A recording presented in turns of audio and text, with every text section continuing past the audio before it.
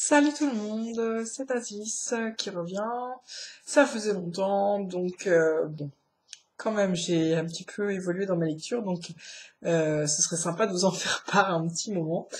Euh, donc le rendez-vous du lundi est tout à fait approprié et pour cela. Donc rapidement, ce que j'ai filmé la semaine dernière, ce que je commence et ce que je lis actuellement, et puis ce que j'envisage de lire après.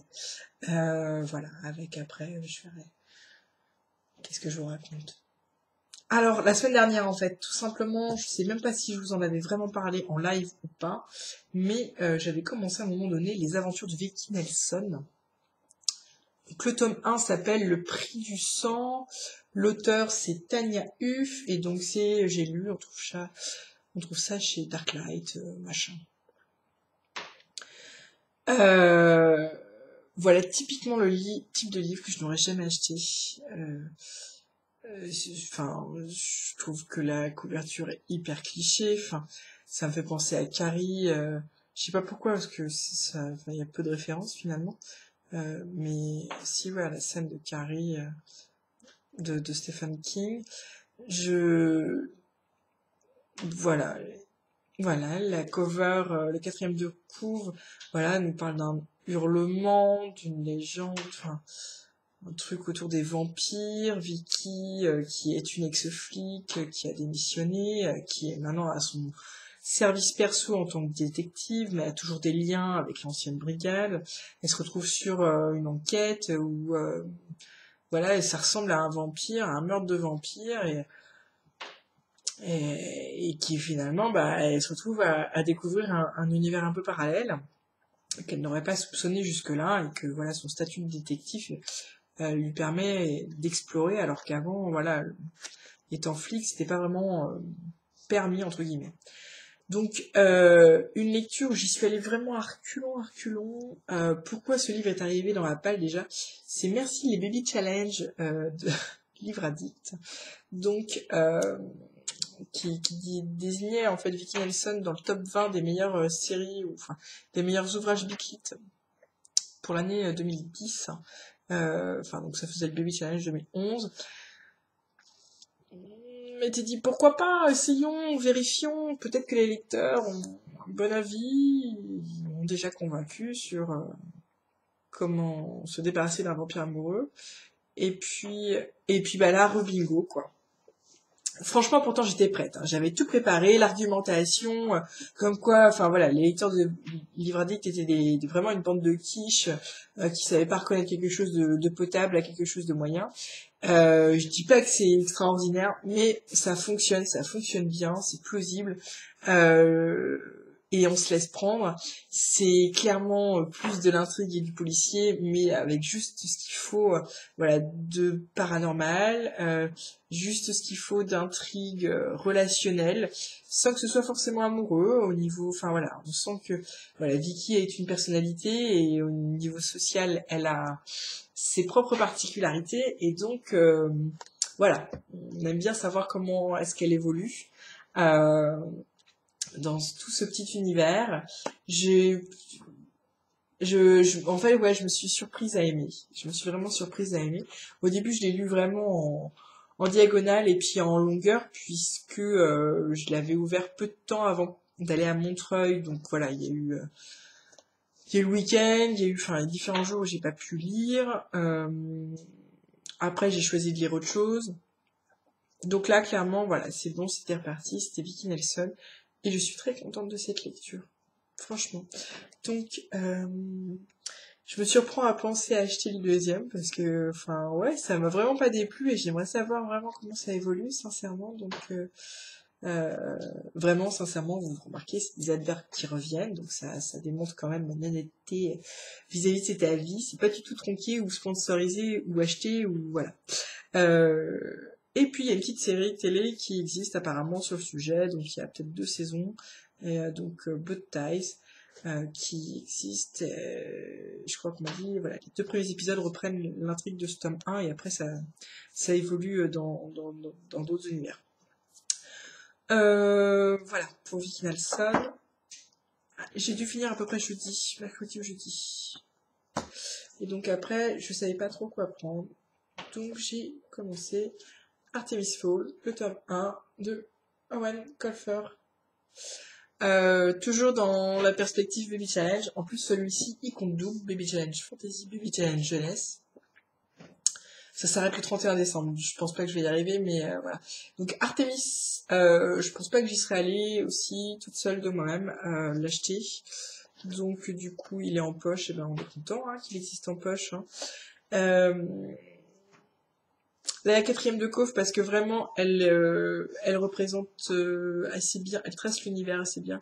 Non, Fall, prénom Artemis, âge 12 ans, signe particulier une intelligence hors du commun, profession voleur, recherché pour enlèvement de fées et demande de rançon, pas commode le garçon, et donc appelle à tous les farfadets, membres des forces armées de régulation du peuple des fées. Cet humain est dangereux et doit être neutralisé par tous les moyens possibles. Donc, on commence ce tome en découvrant Artemis, un jeune homme de 12 ans, pas commode le garçon, clairement. Il est en permanence accompagné d'un majordome qui a des allures de Black Butler et qui a une armoire à glace incroyable, qui a une formation parallèle d'Indiana Jones. Enfin, c'est il faisait très majordome de Largo Winch version film, si vous voyez ce que je veux dire. Alors, Artemis, du coup, voilà, c'est un héros, oui, mais c'est plutôt un anti-héros, c'est-à-dire qu'il n'a pas vraiment la moralité de son côté.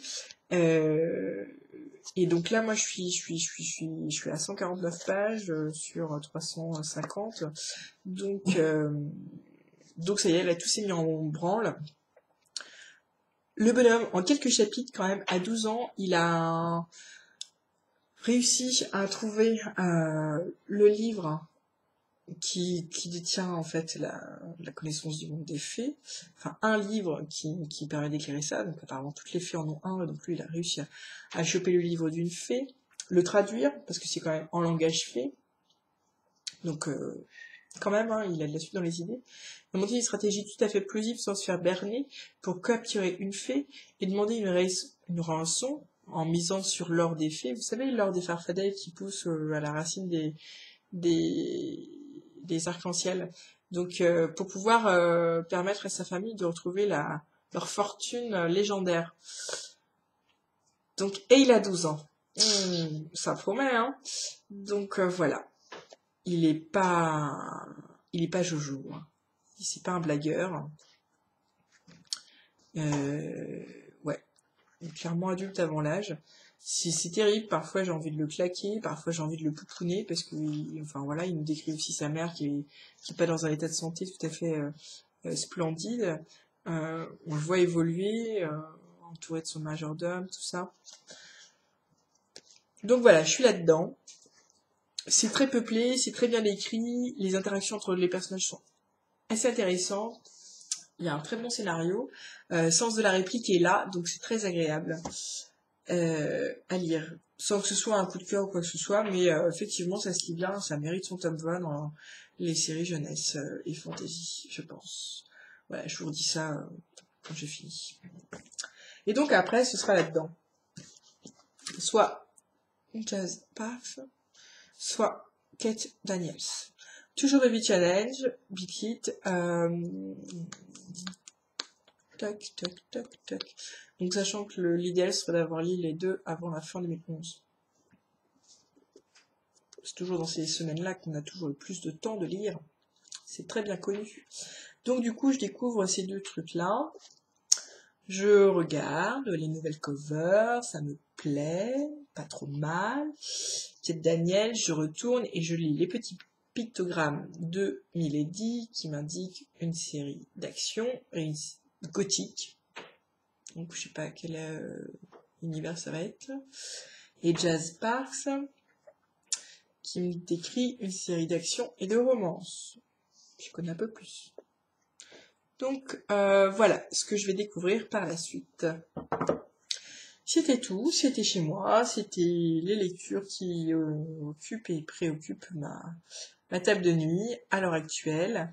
Et puis en fait, aujourd'hui, je suis toute contente parce que je viens juste de recevoir un petit colis. Euh, c'est la première fois que j'ai été contactée par une maison d'édition en fait. Et du coup, c'est arrivé. Je vous montre parce que franchement, je trouve ça trop génial. J'y croyais pas vraiment, hein. Donc là maintenant c'est si c'est chez moi, donc je suis bien obligée d'y croire. Voilà. J'ai reçu de la part des éditions La Martinière Jeunesse, Paradise, Simone Claes. C'est pas la suite de Irrésistible Alchimie, Irrésistible Attraction, c'est l'autre trilogie qu'elle écrit et donc qui est tout aussi bien si ce n'est plus intense apparemment suivant les avis des blogueurs et, et voilà donc c'est chez moi donc c'est une version souple voilà mais si avec ça en fait ce serait mignon mais en fait c'est accompagné de son marque-page Paradise d'un côté et puis deux destins brisés accompagné également d'un petit de boîte. Donc les filles, nous on connaît bien ces formats de boîte là. Fifi. Et regardez-moi ça en fait. Je trouve ça génial. Ah là là. Je sais pas si vous connaissez. C'est le principe des pendentifs de cœur brisés, fendus. Voilà. Ça c'est arrivé chez moi.